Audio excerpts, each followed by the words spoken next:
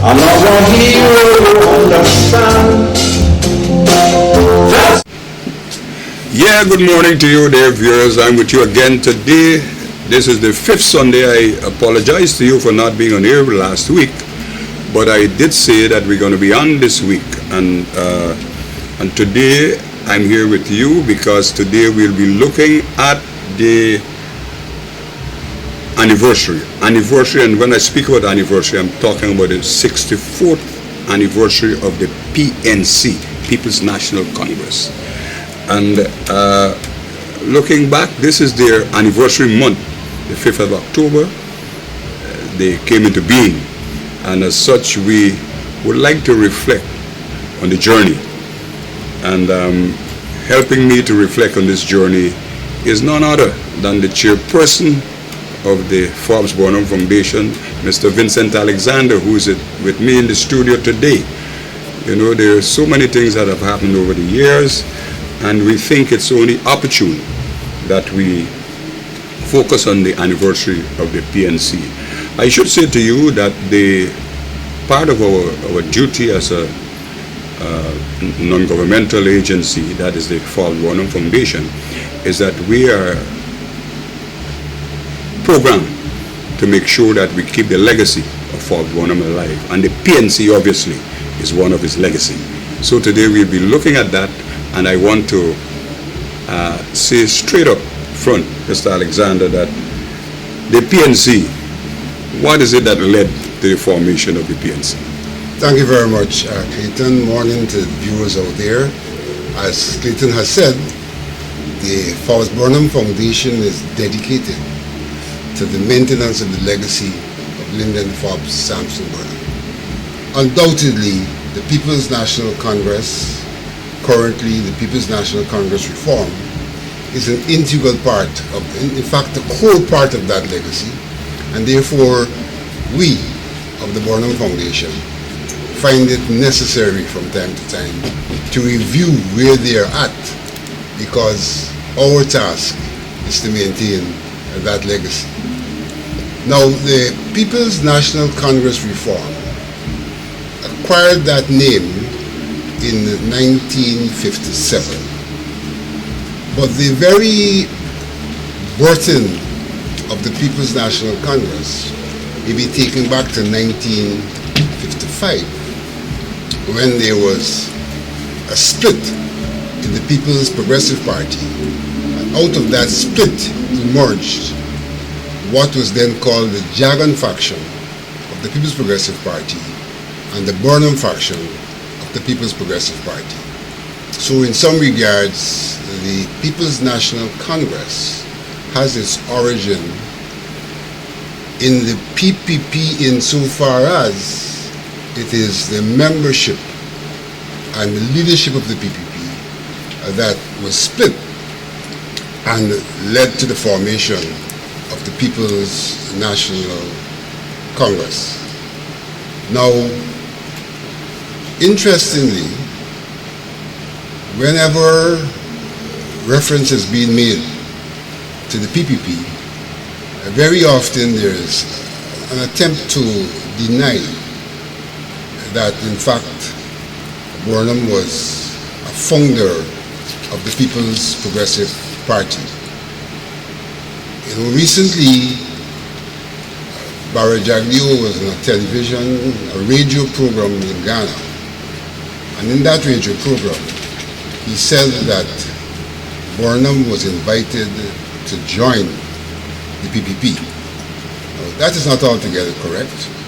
You can't be invited to join something that does not as yet exist. And the existence of the PPP coincides with Burnham becoming the first chairman of the People's Progressive Party. So that in fact he's not one who was merely invited to join. He was invited to join with Chedi, but they collectively formed the People's Progressive Party, and he emerged as the first chairperson of that party.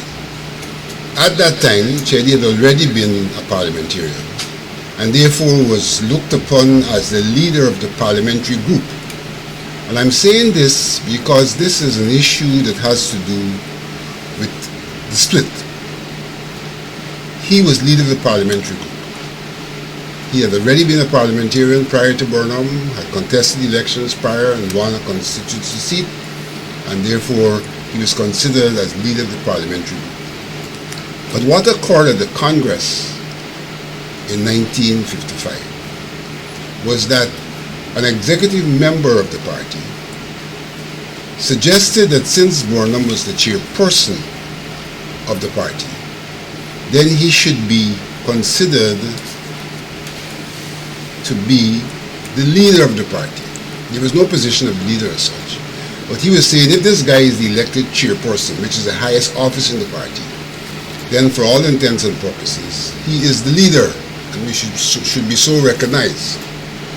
It is at that point that the contestation for leader occurred that led to the split, because in fact the Congress which was convened that time was moving in the direction of confirming Burnham as the leader. Now you know there are those who argue that it is Burnham's ambition that caused the problem and all of that. And there are others who argue that the split had a lot to do with ethnicity.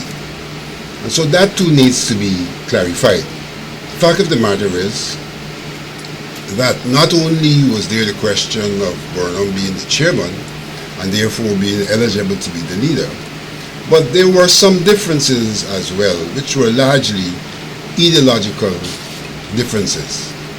I would put it that Cheddi Jagan was more doctrinaire, more left-wing in a sense than Burnham was, more orthodox Marxist than Burnham was, and Burnham was more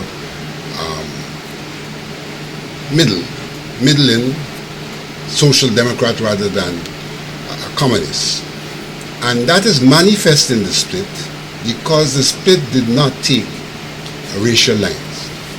Did not take racial lines. There were people of African descent who remained with Cheddi. Yusuf Koyanu remained with Cheddi, for example, at that time. Rui Westmus remained with Cheddi. Aston Chase remained with Cheddi, so that you had a substantial number of African leaders who remained with Cheddi. But at the same time, those who went with Burnham also included a significant number of Indian leaders, Lachman Singh and others. So the split was not itself based on ethnicity. It was based on ideological disposition. But I think we should also note that the formation of the party took into consideration the ethnic composition of Guyana and the need for ethnic unity. And it's against that background that before the party was formed, that it was suggested that Burnham be invited into the process of formation. In prospecting, at one time there was the idea that Ashton Chase probably could be the co-leader with Cheddi, but apparently Ashton Chase turned that down. Burnham was about to had just graduated, and in fact a Jamaican made a recommendation of Burnham becoming one of the founders of the party based on his ideological disposition and his leadership skills that were demonstrated when he was in London as a student. So he actually came back home to join with Cheddi, and this demonstrated a recognition of the ethnic composition of the society and the need for the ethnic groups to work together. And this is a very important point for us to note because that issue remains with us.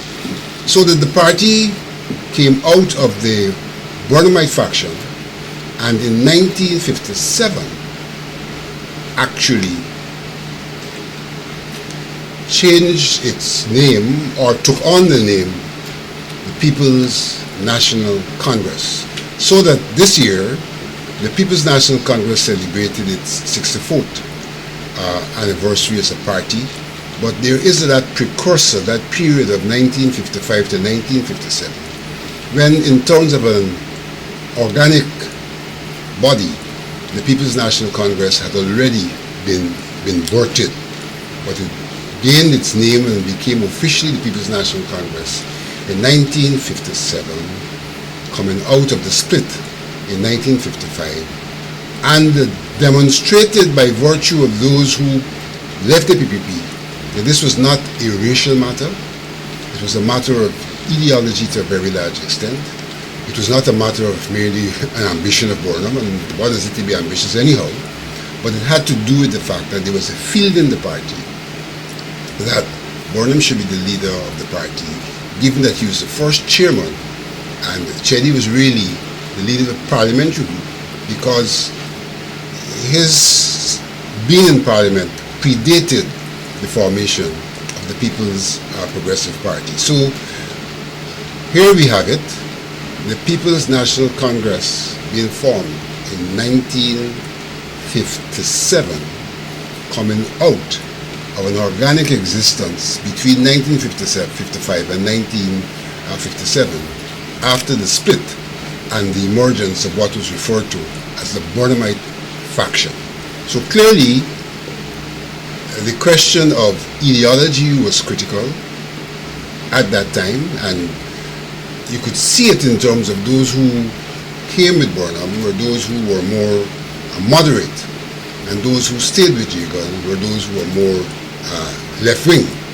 But in addition to that, it was a clear view of someone, in fact, who did not come with Burnham, that Burnham should have been declared the leader because he was the first chairperson of the People's Progressive Party. Hence the board. All right, Vincent, I do like that analysis that you have given there. And I want to remind our viewers that the lines will be open so you too can make a contribution towards this program looking back in time in relation to the history of the People's National Congress over 64 years. You have said that ideology played a significant part in this first phase of the People's National Congress. And at what point was there a change? Has there been any change? And at what point? Well, one can well argue that the People's National Congress has gone through a number of phases in terms of its own growth and development. One may wish in some regards to look at the first phase as 1957 to 1964. And that phase was essentially centered around the People's National Congress attempting to gain ascendancy as the main party and as the governing party in Guyana. So we see between 57, 61 and 64 the electoral struggle being conducted by the People's National Congress to attain ascendancy as the main party in Guyana. And that's a very, very important period. And what we saw during that period was the dysfunctionality of our electoral system. Because during that period, particularly in 1957 and in 1961, when we had a first-past-the-post system, we saw the People's Progressive Party repeatedly getting seats disproportionate to the number of votes. Let me explain that. Because of the constituency system, the People's Progressive Party was able to attain approximately 40% of the votes. Clearly not a majority of the Guyanese votes. But against the background of 40% of the votes, they used to get 60% of the seats. 60% of the seats. And so it didn't reflect a real democratic situation, particularly in a plural society where the voting had emerged by then largely along ethnic lines. Remember I said earlier on that the ethnic issue is one that one has to take into consideration, because even at the formation of the PPP, that issue is recognized. Hence the attempt was made at that time to bring together Burnham and Jigan. So you have a party reflecting the plurality of the Guyanese society. So 57, 61, the PPP gained ascendancy at the parliamentary level based on a flawed system that allowed them to get 40% of the votes but at the same time 60% of the seats. On that basis, the People's National Congress campaigned for a new system, a system of proportional representation, so that the government structure, the governance should be reflective of the will of the people. And so that was what occurred during the period 57 to 64. During that period, there were two other things. One other thing that happened, there was also the ongoing struggle for independence and the relationship between independence and the will of the people. And so the system being called for, the electoral system being called for, was one to manifest the will of the people, so the will of the people could be an integral part of the independence process and independence negotiations. And so there were independence conferences which were held. Based on those independent conferences, eventually we got the British to agree that we have proportional representation, and that again is something we should clarify. There was a difference between the People's National Congress and the PPP in this question of proportional representation. They went to the conference in London, and that difference was maintained. When they recognized that they could not come to a conclusion, it was Chelly Jagan, and this should be written into our annuals. It was annals. It was Chelly Jagan who said that they would let the British make the determination, since we could not collectively do so. So he ceded the authority for the decision making to the British, and the British came back with PR. They came back with PR, and so PR was introduced. But having ceded that, when they came back with PR, Chelly came home and launched a campaign against PR, but he was the one who gave the British the authority. But they launched a campaign, and in launching that campaign, tried to argue that in fact the British and the Americans had manipulated Ghana into a PR situation to get the PPP out of government. Now, two things I want to re-emphasize. One, that first past the post was disproportionate, and so the PPP were getting more seats than they would have gotten in relation to the number of votes. So that was one issue. Two, that Chelly himself conceded that the British should make the decision, so the British made the decision. And what is of particular interest is that the elections held in 1964 with PR, where there was a lot of obvious ethnic confrontation and ethnic clashes, saw the PPP getting more votes, so that they seemed to be the beneficiary at that time of the ethnic divide. So they got more votes in 64 than they'd gotten in 61, and they'd gotten in 57. But that more votes did not add up to a majority of the Guyanese population. And so at the elections in 1964, the governor called upon the UF and the PNC, which parties collectively had gotten the majority, to form the government. And so again, one needs to emphasize the point that the PPP in 64 did not have a majority. They may have had the plurality among the parties, that meaning of the parties that contested, singularly they had the most votes.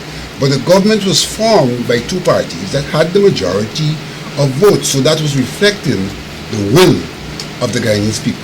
So the period 1957 to 1964, one could see that as the period of electoral struggle on behalf of the People's National Congress to gain electoral ascendancy, which in some regards one may now contend that they gained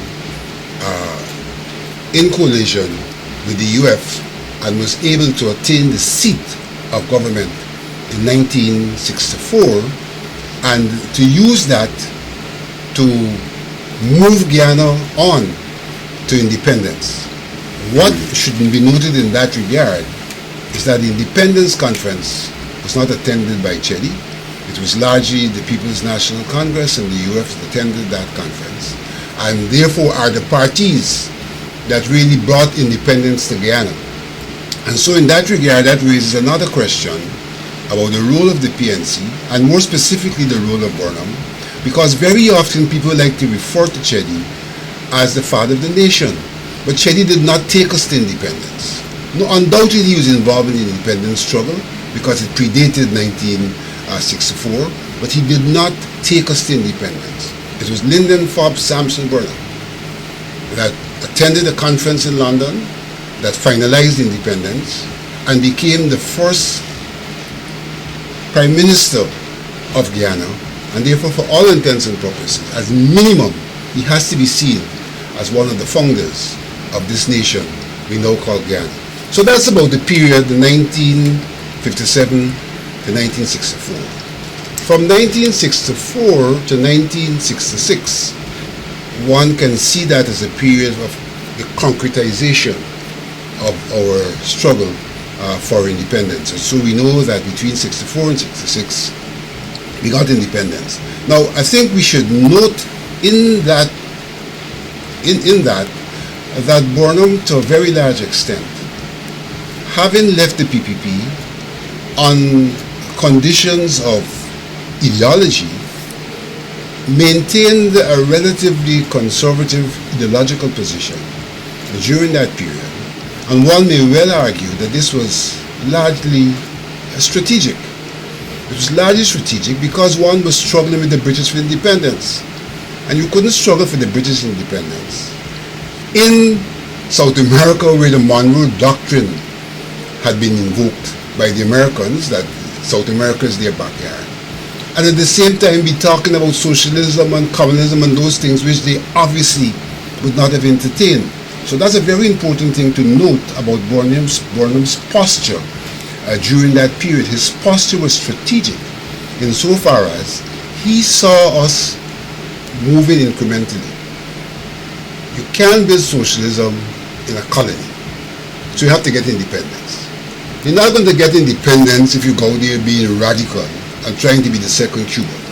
And so he maintained a relatively conservative posture as a strategic movement towards independence. And it is important to note this because, for example, the British were quite aware of Chedi Jagan's direction.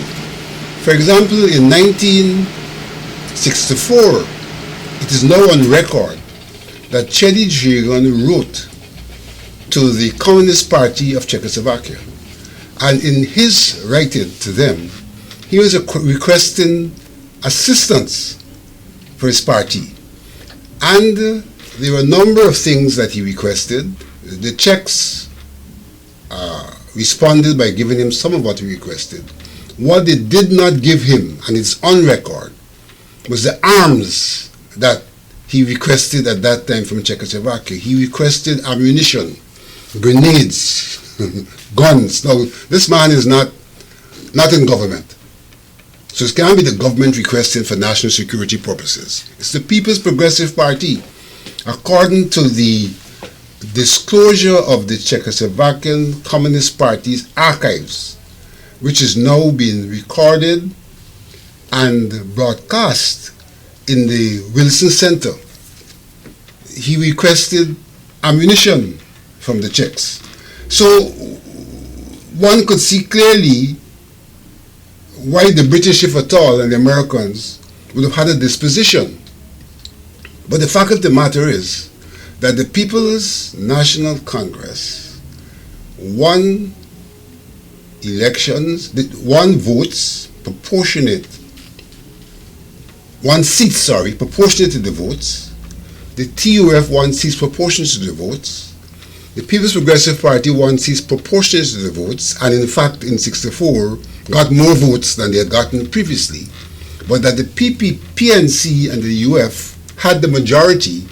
And so, irrespective of all of the talk about who helped what and who did what, the basis for the changes that occurred was a response to proportionality. And if at all the British and the Americans were opposed to Chile, he presented them the information for their opposition by virtue of things which he did, including asking the Czechs for assistance, claiming that the left wing was in charge, and the assistance including ammunitions. And that's interesting because when one looks at what happened prior to 64, and in fact what happened up to 64 in terms of the racial strife and the amount of deaths and so, one has to really question the involvement of the People's Progressive Party and the fact that they seem to be going after ammunition. In that regard, I want to make one other observation about the People's Progressive Party. Recently, Colonel Morgan, who would normally be writing about the Army, made a disclosure in one of his articles. He disclosed that after independence, when he visited Cuba on behalf of the state of Guyana, and he visited the military academy, that one of the personnel there, he said probably unwittingly, told him that prior to now, the People's Progressive Party used to have cadres who would attend that military academy. Now, this is not the government of Guyana, it's the People's Progressive Party, and these things are important for disclosure so that we understand the role the PPP has traditionally played in this country, because there are a lot of information which suggests a particular role for the People's National Congress, but a lot of information is suppressed about the role of the People's Progressive Party. And the disclosures of their relationship with the Czechs and asking for arms, the disclosure of them sending their cadre to a military academy in Cuba, are interesting disclosures that helps to get one to understand the role they would have played and what they would have brought upon Guyana, whilst Forbes Burnham was strategically conservative in his effort to ensure that there would be no opposition to independence, and so we acquired independence under his leadership and under him as the father of the nation. Having attained independence, one may speak to another period of the People's National Congress, and I would say that that period would have been one of trying to get economic stability, because when the People's National Congress came to government, the country was literally bankrupt. And so one could see Burnham continued to be conservative, getting assistance from the British, the Americans, the Westerners in terms of financial assistance to bring economic growth and stability to Guyana.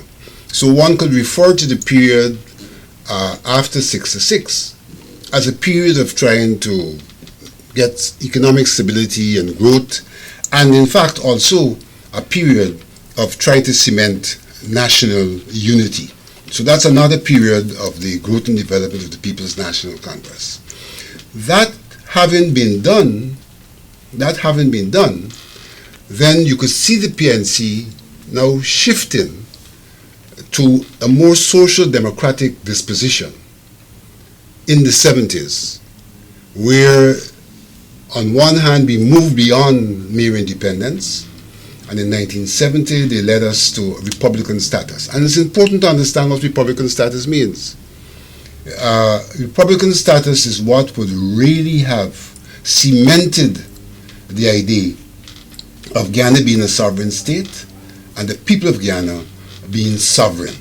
You know, when you have independence and the Queen is still the head of state, there are issues there about your sovereignty. And those issues were manifest, for example, in the Grenada crisis. We saw that Grenada had independence as well, with a Governor General. And when they had internal problems, that Governor General called upon the Western states. And that Governor General was really the representative, not of the people of Grenada, but the representative of the Queen.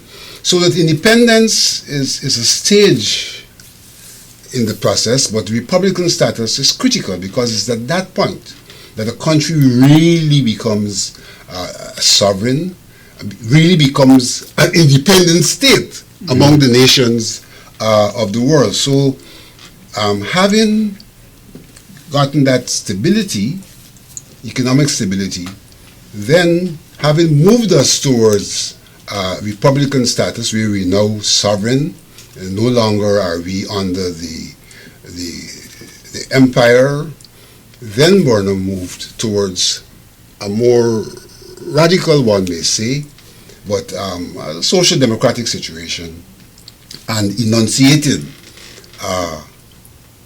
cooperativism as the ideology that would take the country forward. So one can now see that Guyana has gone into another period under the leadership of the PNC, that period of cooperativism, and that would be, I would say, the final period of Burnham's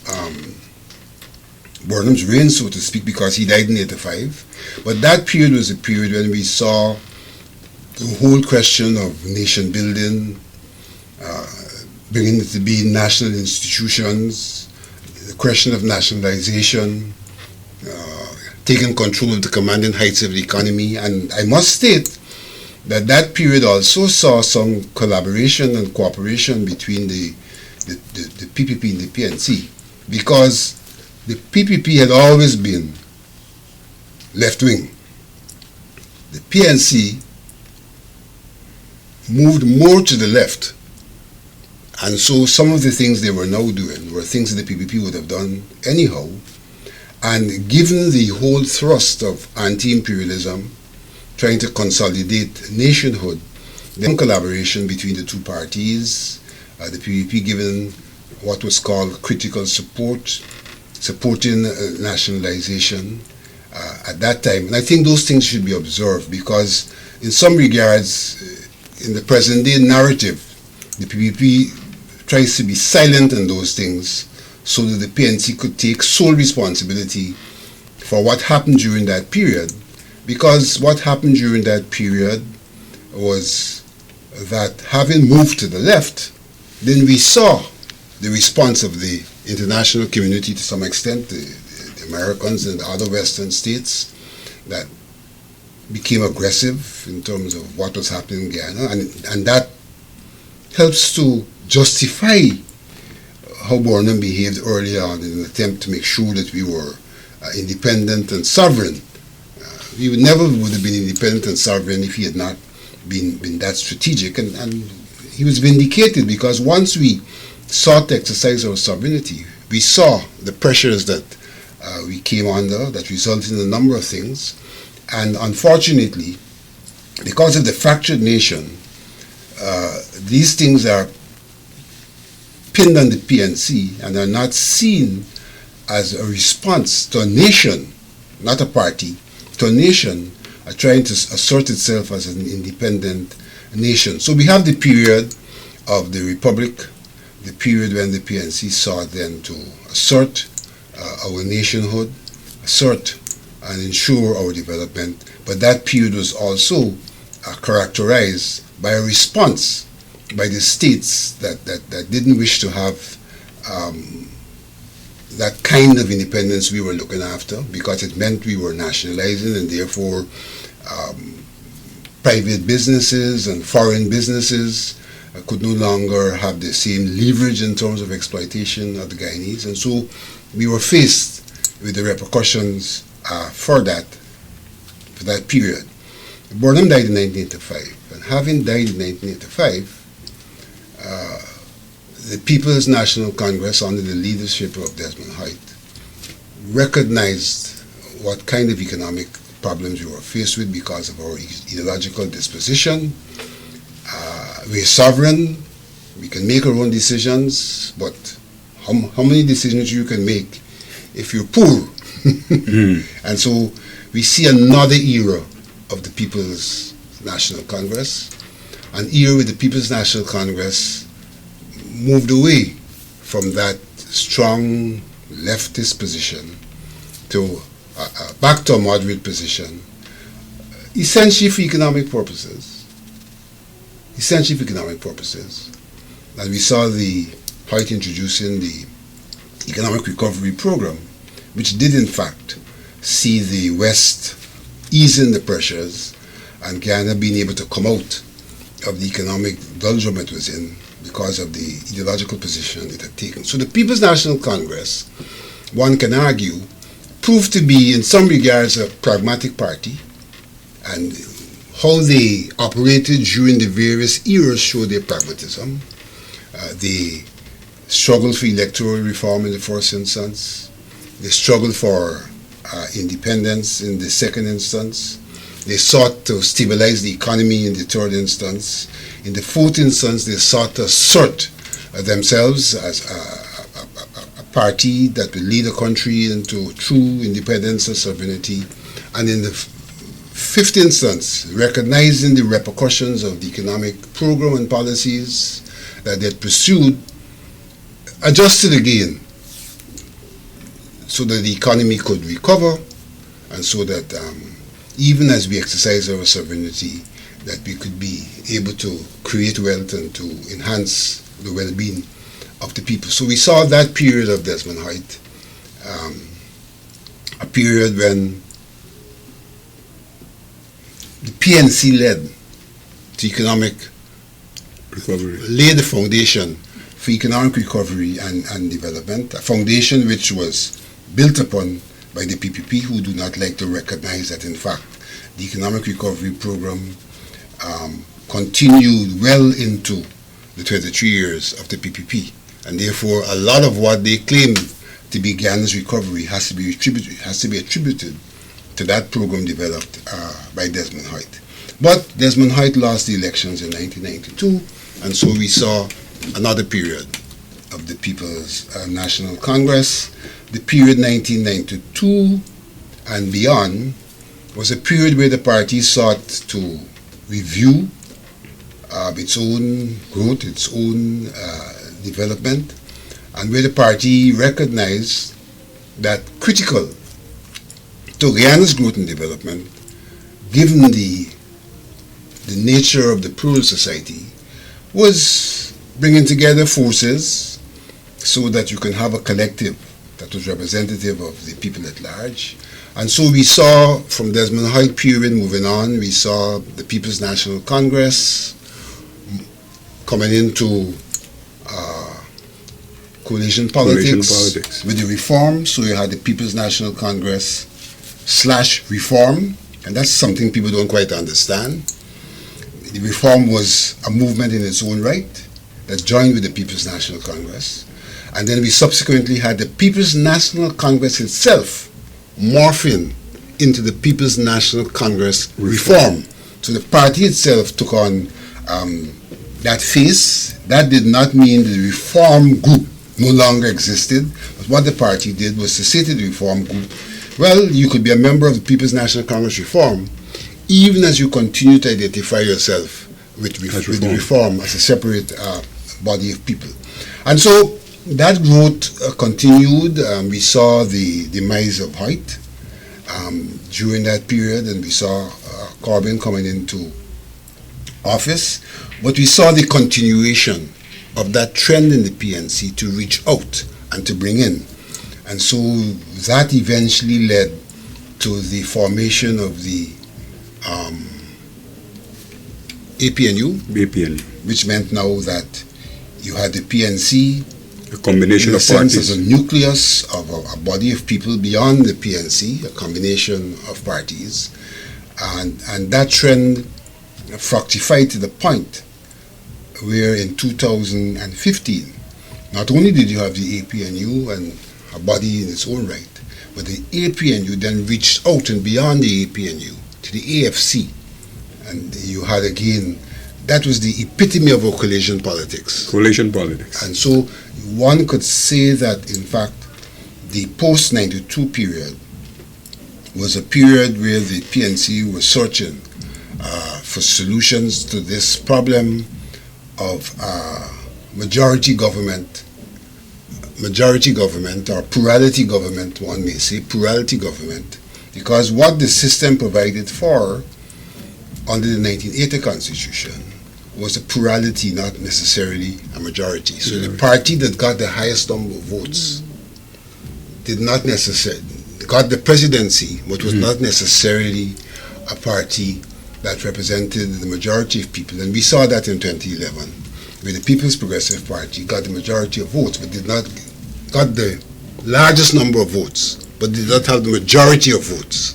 And so they were in government as a minority government. And so we see the People's National Congress addressing these issues, these electoral issues. And so through coalition politics, we're able to introduce a position where the majority, again, as they did in 1964, could prevail over a party that would have had the plurality and not the majority. So to a very large extent, the latter period of the People's National Congress was a continuation of that search for the bringing together of the forces, so you can really have a government that is national and in some regards a government that could be considered a unity government. So those, I would say, the phases of the People's National Congress. Its birth phase, 1957. Its struggle to assert itself from 57 to 61. The struggle for electoral change also. 61. That led to the electoral change in 64. The struggle for independence, 64 to 66. The struggle for economic stabilization and economic growth, 64 to somewhere around 70. Republican status, asserting nationhood, moving in a more radical direction in an attempt to assert that sovereignty. That took us up to 85. 85 beyond, coming to grips with the reality of world politics and responding to that in terms of how we dealt with the economy, seeing economic recovery. 85 and beyond, out of government. 92 and beyond, out of government. Reassessing the politics. By then the PNC had settled the economics. Reassessing the politics and working towards national unity, coalition politics that brought them back into government in 2015. 2015. And so one may now argue that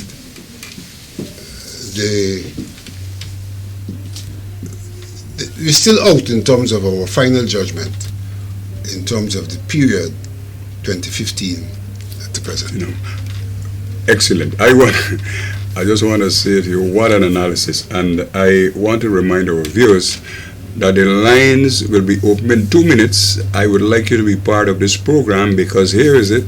Mr. Alexander has outlined in his view the various phases of evolvement of the People's National Congress reform. Well, of course, People's National Congress and what has transpired over those years. I would like to tell you also that coming on to, because it is obvious from the analysis that has been given, that it appears to me from my standpoint that the PNC was always out there trying to see how they can bring about this level, some level of cooperation, cohesion amongst the 6 people of this country. And I don't think that they have stopped, because sometimes we are saddled with this problem, which seems to be very pronounced, where the 2 major parties, which is the People's National Congress today, a Reform plus AFC, as against the PPP. But all that you have outlined is indicative of the efforts being made by Forbes Burnham and the party in itself to bring about cohesion in the interests of all the people of Guyana. So, viewers, I want to ask you, Vincent, at what stage was this issue of racial politics in this country, which still very much exists? It is still part of the mantra of the PPP. All right, like I said earlier on, the split in the party was not racial. It was not racial. The split in the PPP was not racial. But at some stage they had this thing. Split having occurred, you now have the PNC and the PPP, with leadership which was Afro-Guyanese and Indo-Guyanese, and a struggle between those leaders for dominance. And with the interjection by the PPP of a Panjab, vote for your own. One saw that what was a natural inclination, Because there was a natural inclination for people of African descent to vote for Burnham, a natural inclination for people of Indian descent to vote for Jagan. And one may even argue that the Portuguese and the Amerindians voted for the TUF. So you saw the natural inclinations that from an ethnic perspective.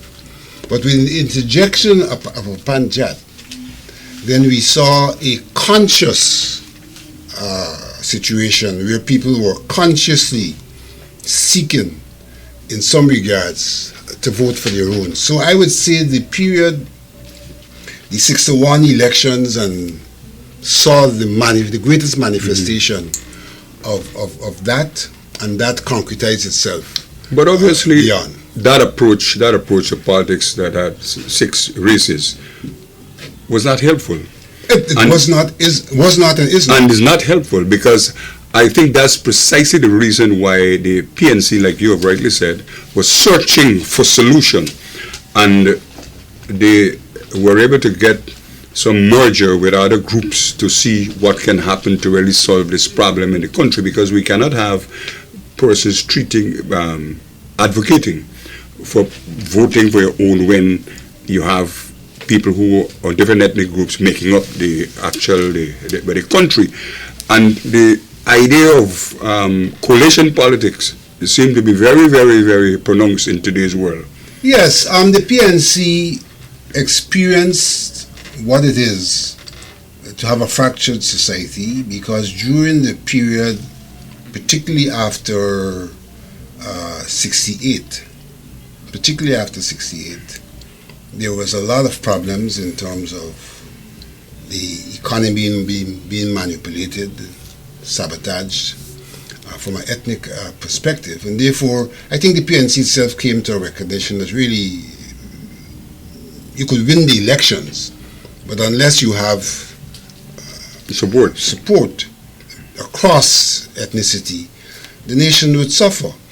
And therefore, one should recognize that both Jagan and Burnham, during that period, engaged in that recognition and engaged in talks to attempt to deal with the problem. Solve the problem. So we had, I think in 1977, there were talks between the PPP and the PNC about unity government.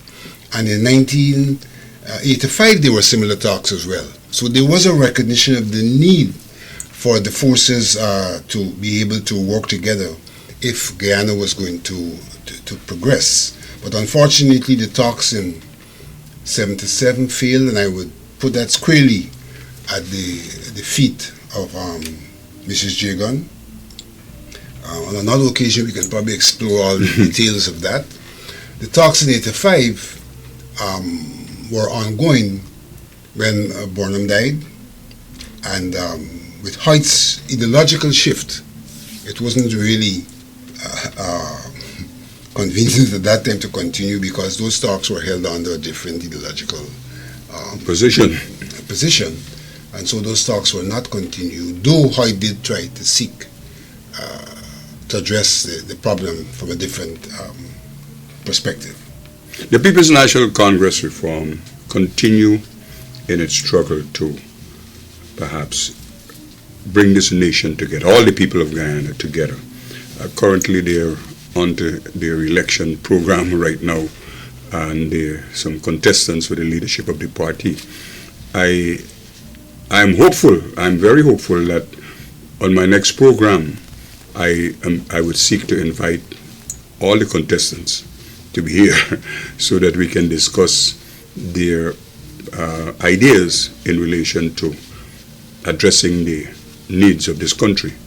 And from that perspective, the People's National Congress reform has weathered the storm, you may see. Well, they've weathered the storm. First of all, I want to agree and with your proposition and to make a public,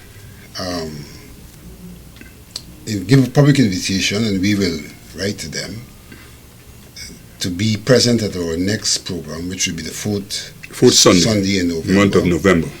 So that we have an interest in the legacy of the People's National Congress, the legacy of Lyndon Forbes Sampson Burnham, and we would like to hear how they propose to deal with that legacy, and so we'll invite them and give them an opportunity on our program, and hopefully they will accept that invitation to come and to give that.